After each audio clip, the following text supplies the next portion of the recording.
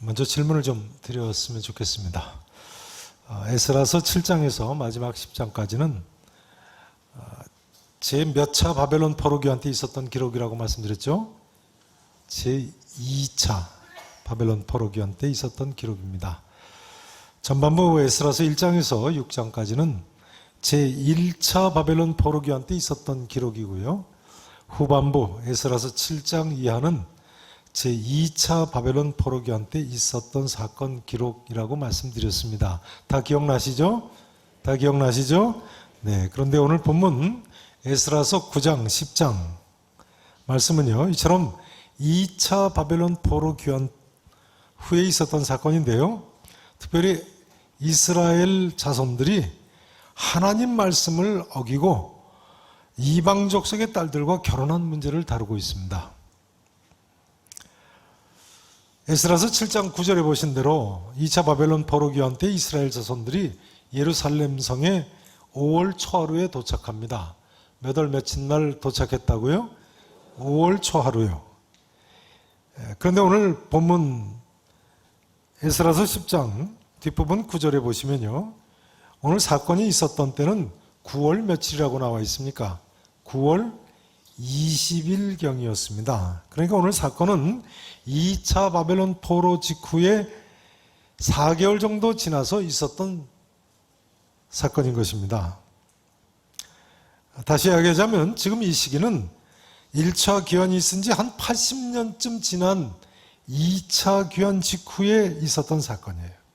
그렇기 때문에 이때쯤 돼서는 1차 포로 귀환 직후에 그런 귀환의 감격도 다 쓰러졌고요.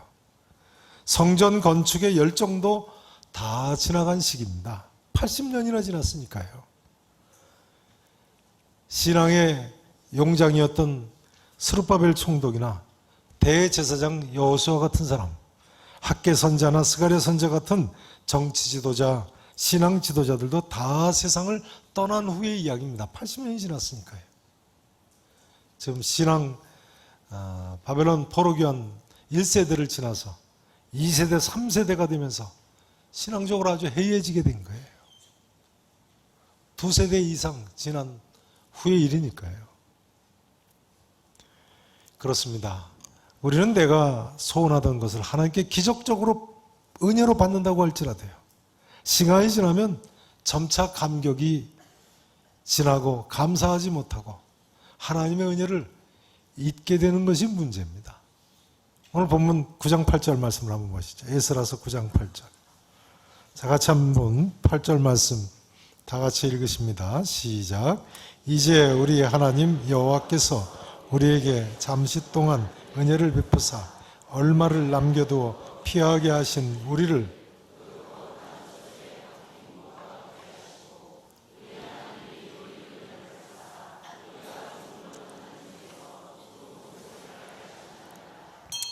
학사 에스라가 어떻게 이야기합니까? 에스라의 기도문이죠. 보세요. 다시 한번 8절입니다. 이제 우리 하나님 여호와께서 우리에게 잠시 동안 뭘 베푸셨어요? 은혜를 베푸셔서 얼마를 남겨두었어요. 바벨론 포로에서 완전히 멸망하지 않게 은혜를 베푸셔서 얼마를 남겨두셨다는 이야기예요. 포로에서 살아남은 백성들이 있어요. 그래서 피하게 하신 우리를 그 거룩한 처소에 박힌 못과 같게 하셨어요. 살아남게 하셨어요. 그 다음 보세요. 우리 하나님이 우리 눈을 밝히사 우리가 종노릇하는 중에, 바벨론의 노예 생활하는 중에 말이죠, 조금 뭐하게 하셨어요? 소생하게 하셨나이다. 근데 이스라엘 자손들이 하나님께서 이처럼 잠시 동안 은혜를 베푸셔서 이스라엘 자손들 바벨론 종노릇하는 중에서도 조금 소생하게 하셨는데 잠시 동안도 못 참고 또다시 하나님 말씀을 어기고 이방 여인들과 결혼하는 죄악을 범했다는 거예요. 참 이상하죠. 어려운 가운데 있다가 은혜 받고 조금만 회복되어도요, 인간은 또다시 하나님께 감사하지 않고 하나님 은혜를 잊어버리고 쉽게 하나님을 배반합니다. 성도 여러분, 나는 지금 어떤 영적 상태에 있다고 생각하십니까? 이 시간 나의 영적 상태를 점검하시는 시간이 되시기를 바랍니다. 그리고 하나님과의 처음 사랑을 회복하시고 하나님의 말씀대로 다시 일어서시는 그런 주일 아침에 되실 수 있기를 진심으로 축원합니다.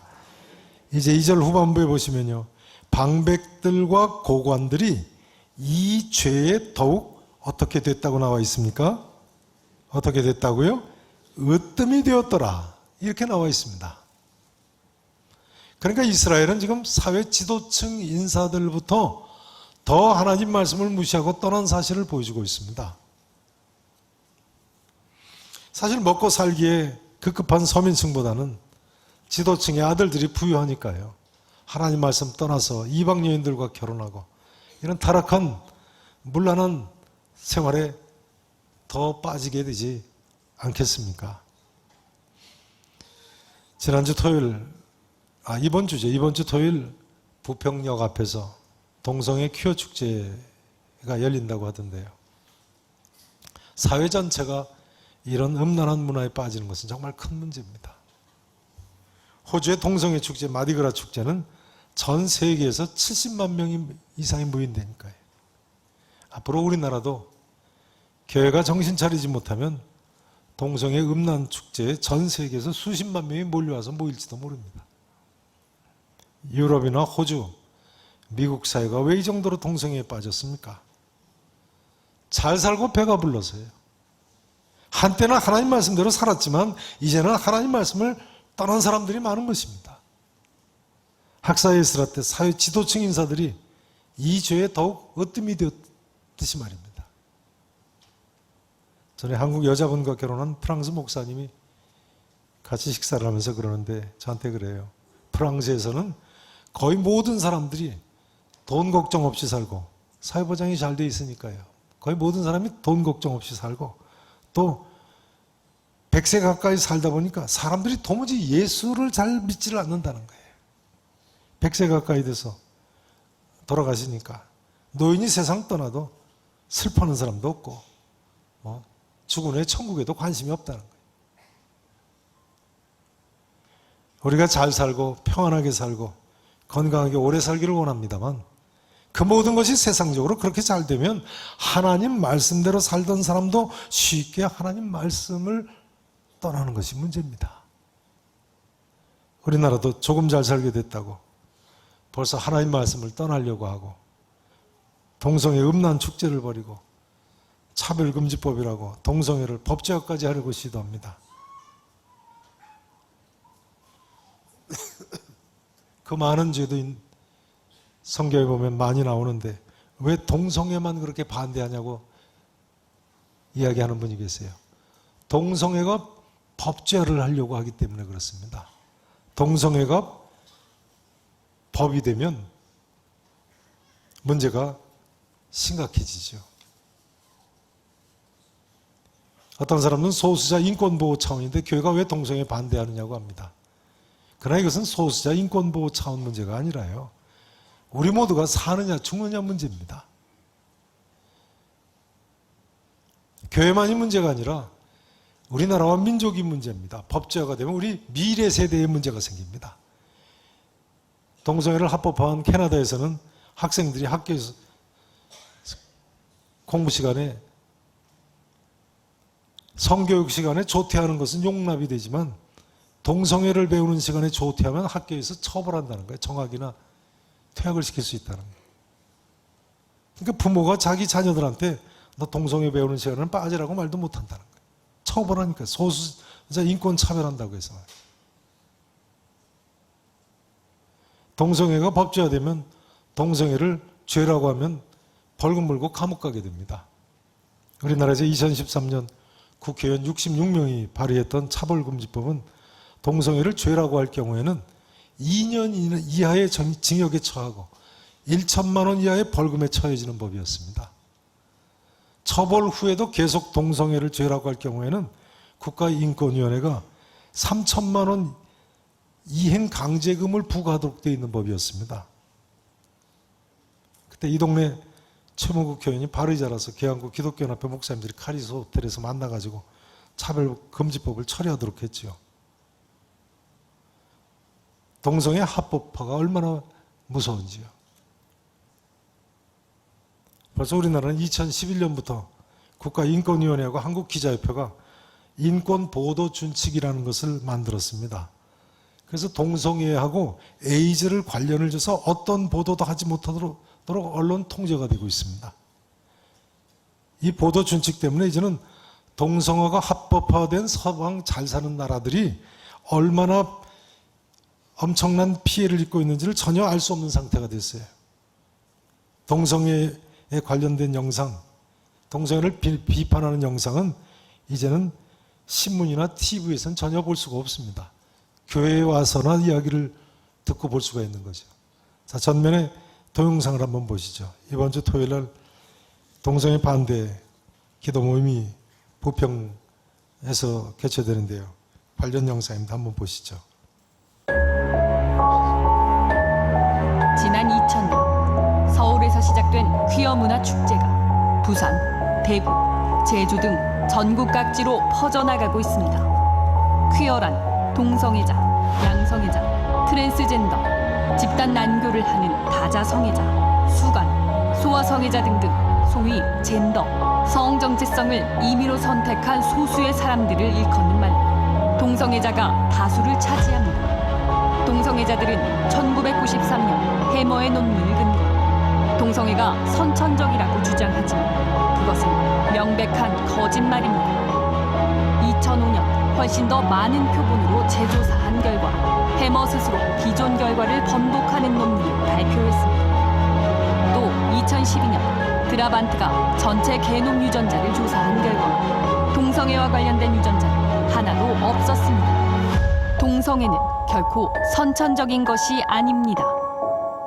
남성 간 성행위, 즉 항문 성교는 수많은 질병의 원인이며 에이즈 확산의 주요 경로로서 최근 동성애 문화가 확산되자 청소년, 청년층의 에이즈 신규 감염자가 매년 급증하고 있습니다. 게다가 에이즈 치료비는 약값뿐 아니라 각종 검사비, 입원비, 합병증 치료비, 심지어 간병비까지 100% 국민 세금으로 지원됩니다.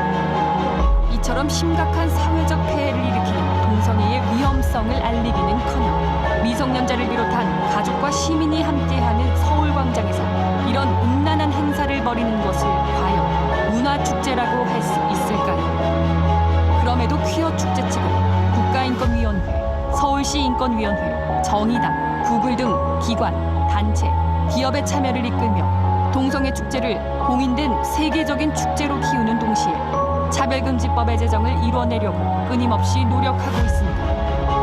호주의 마디그라 축제가 ABC 방송국이 전국 생중계를 시작하면서 규모가 커져 지금은 65만 명 이상 모이는 세계적인 동성애 축제가 된 것을 보면 우리나라의 가장 대표적인 공공장소인 서울시청 광장에서 퀴어 축제가 열리는 것을 마냥 방관할 수는 없는 일입니다. 그래서 무려 4만 명의 성도들이 2017년 퀴어 축제 반대 국민대회에 모였고 비가 오는 가운데서도 자리를 떠나지 않고 3.8km 거리를 행진하며 국민들에게 진실을 전했던 것입니다.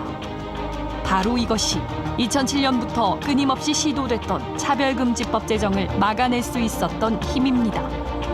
우리에게 복음을 전해준 미국, 영국, 유럽의 교회들이 동성애 세력 앞에 무릎을 꿇고 차별금지법이 통과된 이후 동성애에 반대한다는 이유만으로 얼마나 핍박받고 있는지 우리는 목도하고 있습니다.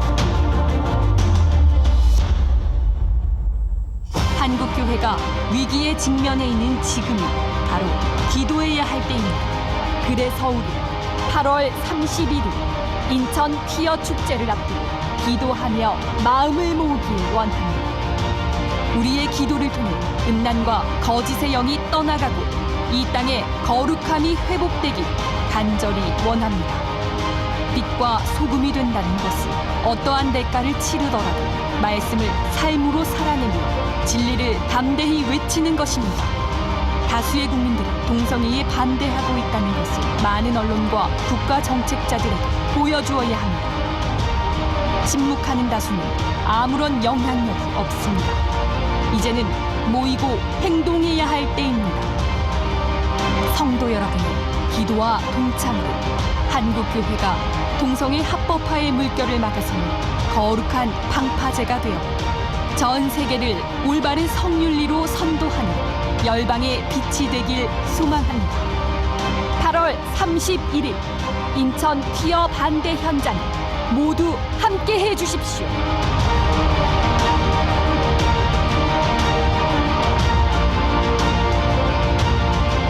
네, 되셨습니다. 여러분, 이 땅에 음란의 영이 떠나고 거룩한 땅이 회복되기를 위해서 기도하시기 바랍니다. 오늘 본문 9장 11절 12절 말씀을 보세요. 11절 12절을 보세요. 하나님께서 가나안 7 족속을 왜 멸하셨습니까?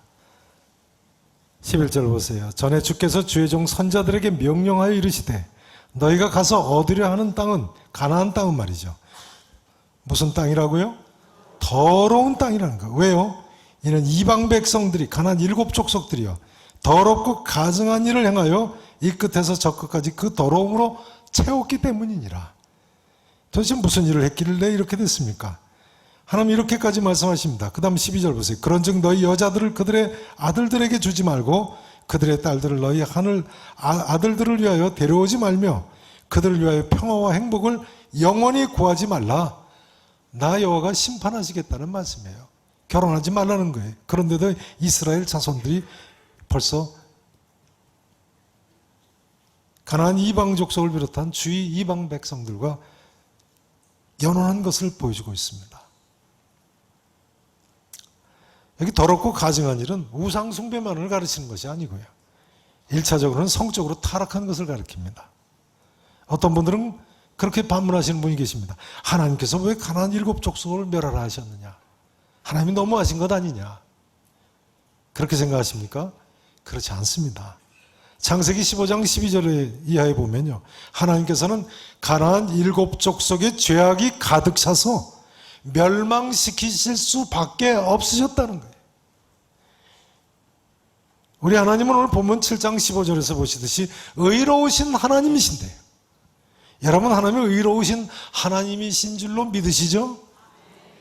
우리가 믿는 하나님은 살아계신 하나님이실 뿐만 아니라 거룩하시고 의로우신 하나님이십니다. 그럼 도대체 가나안 7 족속들이 어떤 죄악을 지은 겁니까? 과연 어느 정도, 그 정도로 악한 죄에 빠진 것입니까? 자, 레위기 18장 말씀을 한번 보시죠. 레위기 18장 말씀. 도대체 어떤 죄를 지었길래 하나님이 그렇게 멸하신다고 하시는가?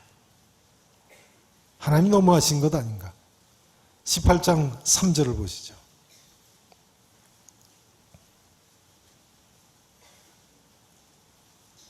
3절 보세요. 173페이지입니다.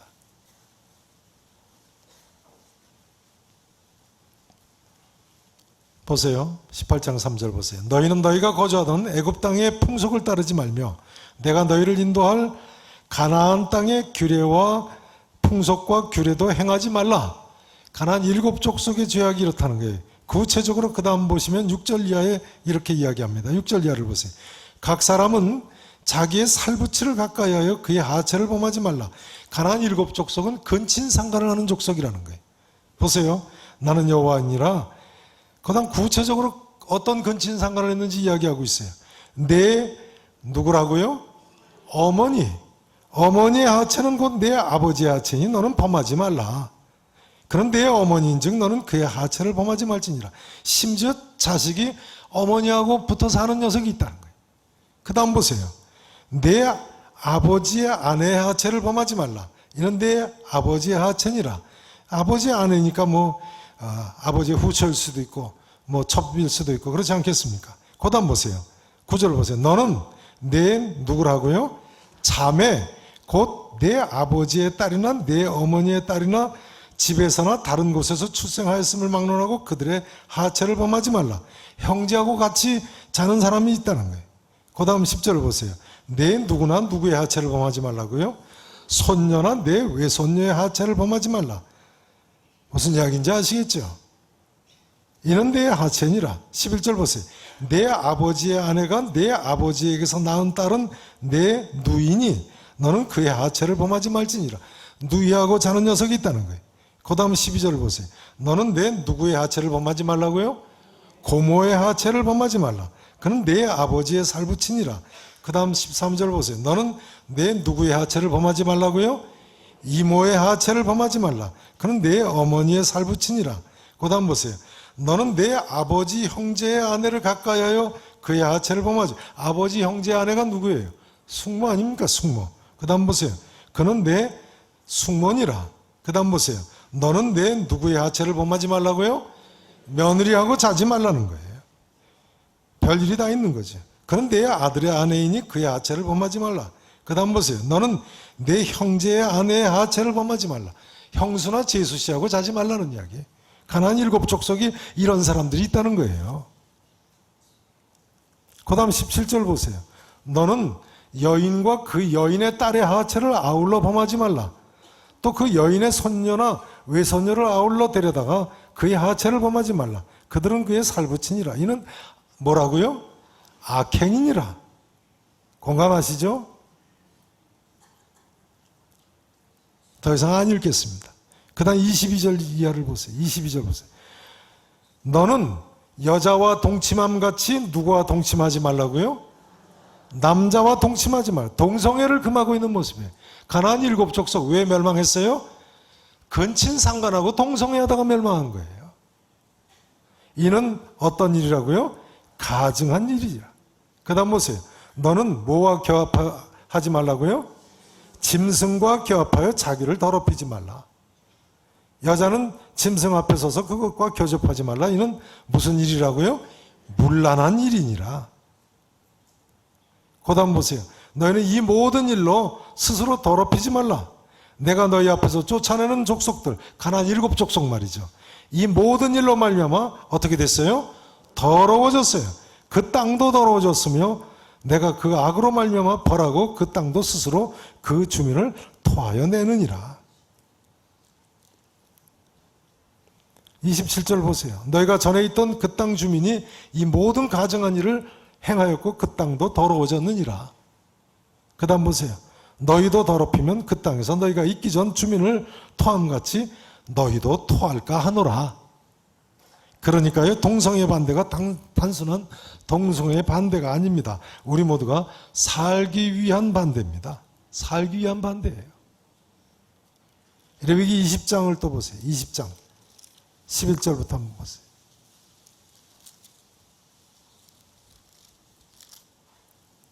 (20장 11절) 보세요. 누구든지 그의 누구와 동침하는 자는요, 아버지의 아내와 동침하는 자는, 그러니까 어머니 아니에요. 그의 아버지의 하체를 범하였은즉 둘 다 반드시 어떻게 하라고요? 죽일지니 그들의 피가 자기들에게 돌아가리라. 누구든지 그 누구와 동침하거든요, 며느리와 동침하거든 둘 다 반드시 어떻게 하라고요? 죽이라고요. 그 다음 13절 보세요. 누구든지 여인과 동침하든 누구와 동침하면요, 남자와 동침하면 동성애를 행하면 말이죠, 둘 다 가증한 일을 행함인즉 반드시 죽일지니라. 자기 피가 자기에게로 돌아가리라 했습니다. 14절 보세요. 누구든지 아내와 자기의 장모를 함께 데리고 살면 악행인즉 그와 그들을 함께 불사를 하고 있어요. 이 이하에 보세요. 그 다음 15절 보세요. 남자가 짐승과 결합하면 반드시 죽여라. 너희가 그 짐승도 죽일 것이다. 여자가 짐승에게 가까이 결합하면 너는 여자와 짐승을 죽여라.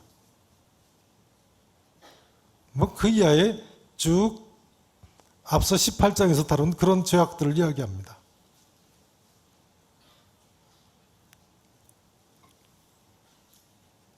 어떤 사람들은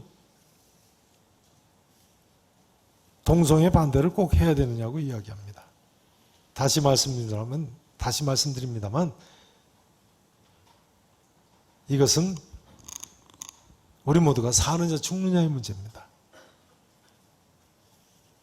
하나님께서는 이 같은 죄악을 범하는 가나안 7족속하고 결혼도 하지 말라고 금했어요. 그들의 평화와 행복을 영원히 구하지 말라고 했어요. 멸하시겠다는 거예요. 우리 하나님은 죄를 회개하면 무슨 죄라도 용서해 주신다는 점에서 사랑의 하나님이십니다. 여러분, 하나님께 죄를 회개하고 돌이키면 무슨 죄라도 용서해 주실 줄로 믿으시죠? 그런 모든 죄를 동성애나 근친 상간이나 짐승과 교합하는 죄까지도 눈 감아주시는 하나님은 아니십니다. 회개하고 돌이킬 때 용서하시는 거죠. 회개를 거부하는데요.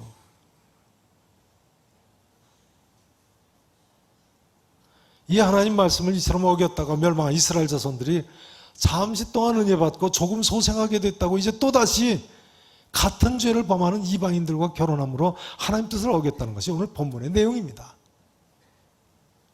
여러분, 우리나라를 위해서 기도하셔야겠습니다.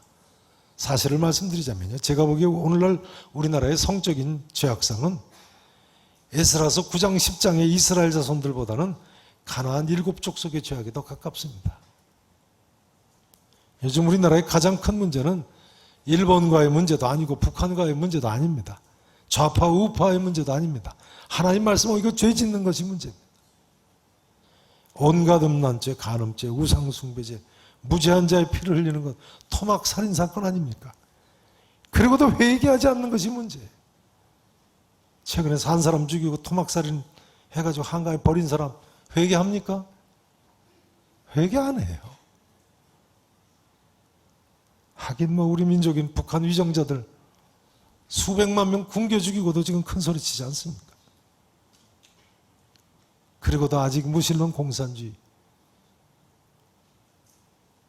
예수 믿는 사람 아직도 핍박하고 죽이지 않습니다. 하나님께서 우리나라 민족을 불쌍히 여겨주셔야 되겠습니다. 불쌍히 여겨주셔야 되겠습니다. 이제 마지막으로 이 말씀을 드려야 되겠습니다. 학사 에스라는 이스라엘 자손들의 이런 죄악상을 듣고는요, 9장 5절 본문에 보시면 속옷과 겉옷을 찢고 자기 머리털과 수염을 뜯으며 기가 막혀 앉아 회개 기도를 했다는 거예요.